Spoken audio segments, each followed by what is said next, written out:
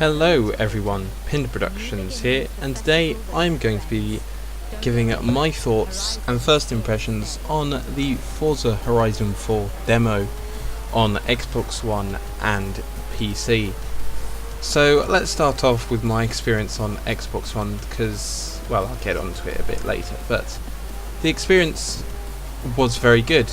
The gameplay was very exciting. I enjoyed it.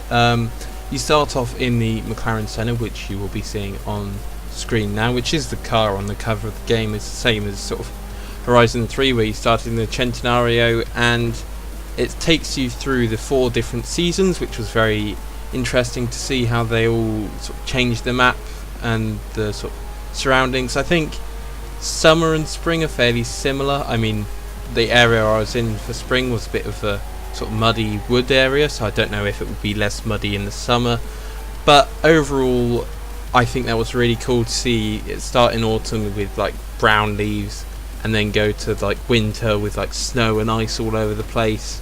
Then you go into spring, which is sort of a bit rainy, sort of like showers, and then you get back to summer when it's all sunny, and it's just like, it's so cool to see that feature implemented. As you may know, they're going to have it alternate each week, so I have autumn, winter, spring, summer, autumn, winter, spring, summer. So each week the game will be different, which I think is very cool, and you'll be able to find different routes.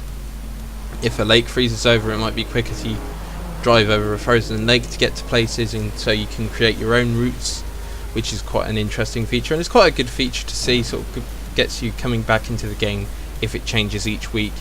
I'm not sure how long that will take to wear off. Maybe it will wear off. Maybe it will be a bit annoying if you want, like, that sets a certain season, like it's winter and you want to make a video about winter, and it's autumn, you have to wait like almost a month to get back to winter, and then by that time you might have missed your window to make the video. So for people who make videos and like want to make like a Christmas special or something, I don't know, but you got to wait like a month between the season that you want, if that relates to it, if you get what I mean. So like summer, you'll have to wait each month. Basically you only get one window to get your chosen month that you want to drive in, which is a bit annoying, I suppose you could say, if you only want to drive in a certain month, but it's also quite cool that you get the variety.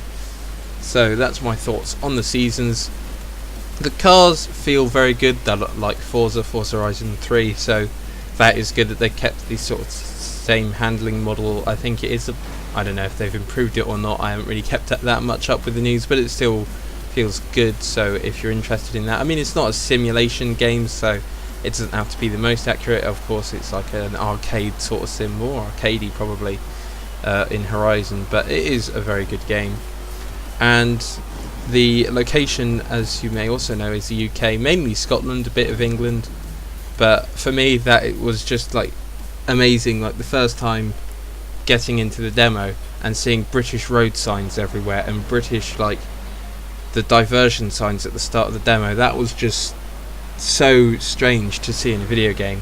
I mean, it's still strange driving on the left hand side of the road in a video game, even though it happens every day in real life here. It's still so surreal to do that in a video game, since most video games are in the US or somewhere on the right hand side, like in Europe.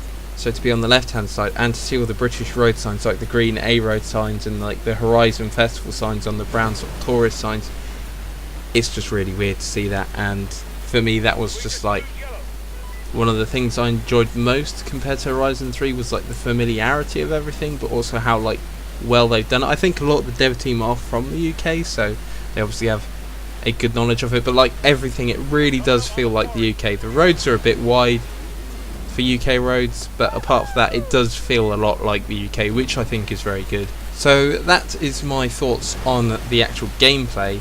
Now it's time to talk about my PC experience, which hasn't been very good, let's say.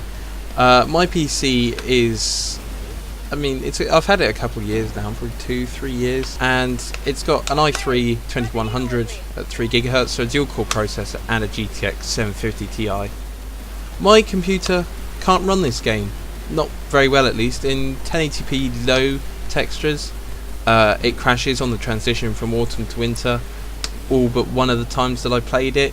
and in that time it literally just kept freezing and map rendering, like not totally rendering, and just like I'd be frozen for a few seconds in one position with like an invisible map below me, which wasn't good.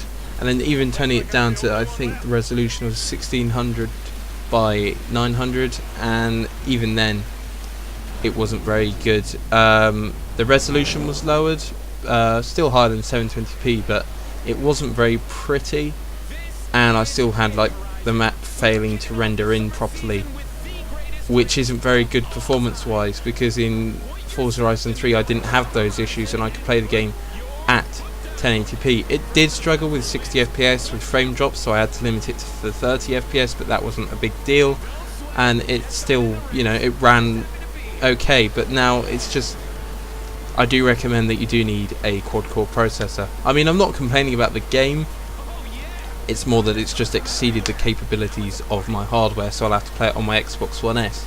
That's not really a problem because I can do that, so I'm lucky. But if you only have a PC and you've got a dual-core CPU, you're not going to be able to run this game. You will at least need a quad-core, and I don't know about the GPU, you might need maybe even better than a 1050 Ti, something like a 960 or a 1060 to run this game. So yeah, that's the sort of hardware requirements I would say, because at least from my experience of the demo, it hasn't run very well on my PC. You can see, I'm sure I'll have put on screen some comparisons between the two. It just doesn't run very well on PC for me. I'm sure if you've got a higher spec PC it will run fine. Maybe it's just a demo and they'll fix that for the full game release on, I think, October 3rd.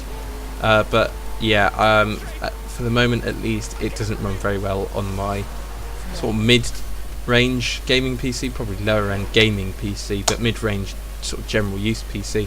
So it looks like if I'm going to play this game and they don't improve the running of the game, then I'm going to have to upgrade my PC, which is a bit annoying, but I can play it on my Xbox anyway. But those are my thoughts. I did end on a bit of a bad note, but the game itself is very fun, and I did enjoy my experience on the Xbox side of things. So that is my first impressions and thoughts on the Forza Horizon 4 demo. I hope you did enjoy the video, and I'll see you next time. Bye.